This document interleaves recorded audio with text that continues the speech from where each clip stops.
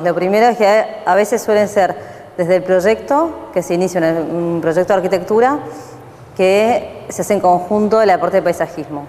Y hay algunos que no, que ya están hechos, entonces hay que entrar a trabajar sobre lo que ya está. Sí, lo que se hace es primero un estudio, a ver, o sea, cuando te llama un cliente, lo primero que haces es un estudio a ver qué quieren con ese parque, y a partir de ahí se empieza a trabajar sobre un proyecto o bien sobre tareas de parquización concretas, como puede ser nivelación del suelo, podas, limpieza. En general se tratan de usar algunas de las especies nativas, o por lo menos que estén aclimatadas a la región. Muchas neomáricas. En cuanto a lo que es bromelias, por supuesto que siempre están dispuestas. Las bromelias en general es una planta muy fácil, es una planta muy noble, hablábamos hoy. Por ahí están, si uno tiene los tips así como, lo mismo pasa con las orquídeas. A veces hay que identificar de qué género, a qué género pertenece, en qué especie es, para saber a dónde las vamos a poner. Hoy estábamos hablando de que, por ejemplo, así como algo a grandes rasgos, ¿no? Las bromelias que tengan las hojas más duras, como un poco aserradas, con espinas, en general son plantas que se van a acostumbrar, que están acostumbradas a lo que crecen naturalmente en lugares rocosos o a los bordes de donde termina el monte y el costado de la ruta, por ejemplo, un camino, como los caraguatá, por ejemplo, que estaban, que es muy fácil de identificar. Y todas las otras bromelias que tengan las hojas más tiernas, como las bridicias, las guzmanias, en general crecen en el sotobosque. Entonces lo que tenés que mirar en el momento de a dónde la vas a ubicar es, para empezar, cómo es la hoja. Partiendo de esa base es como una cuestión bastante lógica al momento de utilizarlas. Y después, que también estábamos hablando ahora, es el tema de darles por ahí un fondo para que la planta se luzca. Las bromelias se lucen por sí solas. Las neoregelias, con todos los tonos que tienen, hay que darle solamente un fondo verde, de alguna paleta que encuentres, dependiendo qué neoregelia vas a usar, para que se luzca la planta. O ponerlas en conjunto y no aisladas, tampoco mezcladas entre los agaves, por ejemplo, que se usa mucho, pero no se lucen las plantas.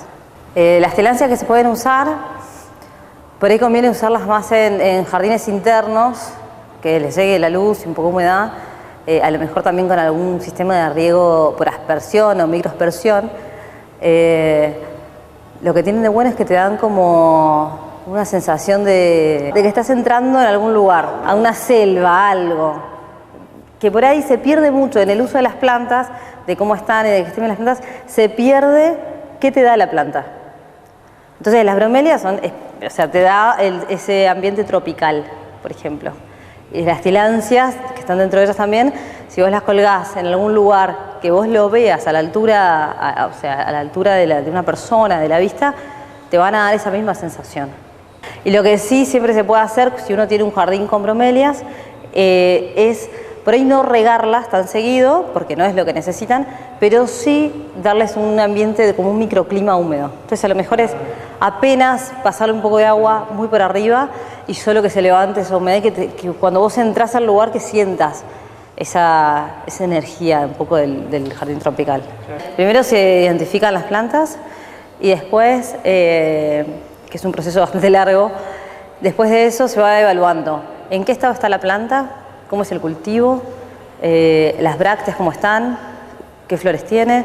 Si la planta, por ejemplo, empezó a florecer y la planta todavía está bien, en las bromelias lo que pasa es que las bromelias empiezan a alargar la vara floral y las hojas empiezan como a caer.